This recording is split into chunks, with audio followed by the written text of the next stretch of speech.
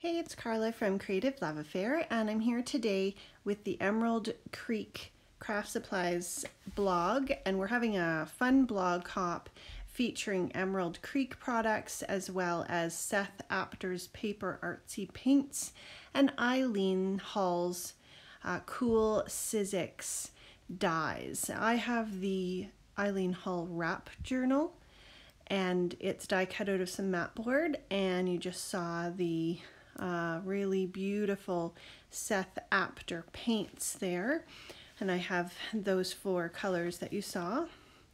So I quickly gessoed the mat board because I knew I was going to add a lot of paints to it, and I just wanted to have a few more minutes to play with the paints as well as add some water if I needed to. So I just am putting on the buff paint here. It's a beautiful ivory paint, and then I'm adding the terracotta. The terracotta is a translucent paint, so it's less opaque than that buff, and I'm just lightly spreading them on and kind of mixing them together, and then I've got just a little spray bottle of water here that I'm adding some spritzes so I can blend them even more together.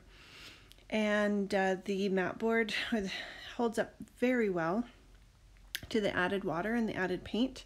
I give it a little dry with the paint gun, and then I'm grabbing some stencils out of my drawer, and I've got this beautiful blue color, and I'm sponging it on over the stencil here just to add some color. I'm not using the whole stencil, I'm just adding various spots to it, and then I even pick up some of the ivory and some of the orange color to add over top. These paints blend beautifully, they mix beautifully, and they go on really nicely, and they just clean up with water. So now I'm spritzing some water on top of my stencil, and I'm just laying it down to get a negative imprint of the stencil over the background. And I just want to bring in the color of that beautiful midnight blue onto my background. Now I've grabbed the mahogany paint, and I'm actually mixing it with some of the midnight, and then I put some of the buff in there. I am doing a Halloween album, so I really wanted a purple. I love purples and oranges for Halloween, and I was really excited for how this turned out. The paints made such a beautiful purple background or purple paint blend, and I just felt like it really worked well, and you can even see it picked up some of that mahogany, and because the paints were blended from that color, it matches very nicely. So here I'm adding some more of the orange, and I'm just adding a little bit of red into it, and then I added some water so I could get an even more translucent effect when I sponged on this paint over the circles, because I wanted lots of the background to still come through.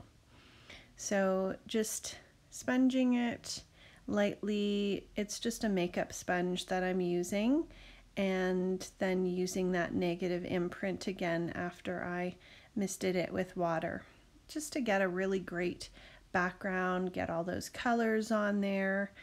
And now I'm using this cute little spider. His name is Webster. He's an Emerald Creek stamp that you can pick up in the shop. And I've got the Black Cherry Aroma embossing powder that I'm using after I stamped him with Versamark ink. The black cherry smells amazing, and there are a bunch of different aromas in that line, and they are really fun to try. It smells while you're stamping and afterwards. So I even stamp the spider web without the spider, just by wiping off the Versamark from the stamp and then embossing it. This black embossing powder really stamps nicely when you're looking for a detail stamp, and I was very happy with how fine it's stamped. Now I'm using this new Magical Mysteries powder. This is the Dragon Egg. It is a gorgeous purple, and I really loved the way it matched with that purple paint blend that I made earlier. And it melts so beautifully. So you can see what a gorgeous shine that has in the background. Now I'm adding some of this chunky rust. This is Seth Apter's and Emerald Creek's powder that they created together, and it actually looks like rust. So cool. Now I'm taking some Canvas Corp paper, and I added some of the buff and spritzed it with water and then just wiped it off. So I had a semi-translucent background, and I'm stamping this really cool Emerald Creek skull stamp, and I'll link the products below that I've used. I love how cool he is and all the detail that you get from that beautiful rubber stamp when you stamp that. So that is a cling stamp, and you just adhere it to your stamp block. And I use some of the Midnight paint, and I'm just blending it around the edges. It spreads out very nicely and gives a really nice effect. And then I had a little more left over on this glass mat, so I decided to color the ribbon that I'm using so that it coordinated as well. And here I'm just adding a little bit of Versamark around the edges of the skull stamp and just pouring on the chunky rust powder. It really does look like a vintage, cool, rusted effect when you have it on. And I am painting on a little bit of Tattered Angels chalkboard mist. I've poured it into my Wink of Stella pen because it was empty, and it just gives a beautiful shine. Now I'm using my Versamark pen to add some Versamark to the open areas of the skeleton, and I'm going to add this hammered metal embossing powder, and this is one of my favorites. It's got chunks of black and silver, and they melt just like a molten metal. So I always heat those from behind just because it's a chunkier powder, and I like to get it semi-melted before I melt the top. Here I'm using the Thanksgiving powder from Emerald Creek. It's beautiful combination of oranges and glitter, and it really melts beautifully and is really nice. And that stamp is the maple leaf from the Emerald Creek shop as well. So we're adding, my daughter's helping me, we're adding a little bit of the Distress crayons around just to highlight certain areas. I'm just going to walk you through the finished book. So I have completed this cute little album using the Eileen Hull Wrap Journal, which I've really enjoyed using. And I've created kind of a Halloween junk journal. So I just wanted to take you through all the pieces that I created. So this was the ribbon that I colored with the paper Artsy paint by Seth Apter. And I just added some little metal embellishments here on the side. This a little wooden feather I painted with the mahogany paint, and then I added some embossing powder using the patina oxide, which is the baked texture by Seth Apter. And here on the front, this is that really cool skull. Then we've added a little Tim Holtz paper doll here with the witches. Now at the top we've got a little wooden owl, and he's been painted with the paper Artsy paints, and we've added some embellishments using the Emerald Creek powders. This is the charred gold and the Magical Mysteries embossing powder, the Dragon Egg. Added some Spiegelmum Scraps sequins around on the end here, on the side where the signatures are bound. You've got the holes that are punched with the die. We've got this little tassel, and I just tied it with some hemp twine. Then we've got this neat little pine cone charm, and that's from the Emerald Creek shop. The feather is from the Emerald Creek shop, and this is embossed with some patina oxide as well.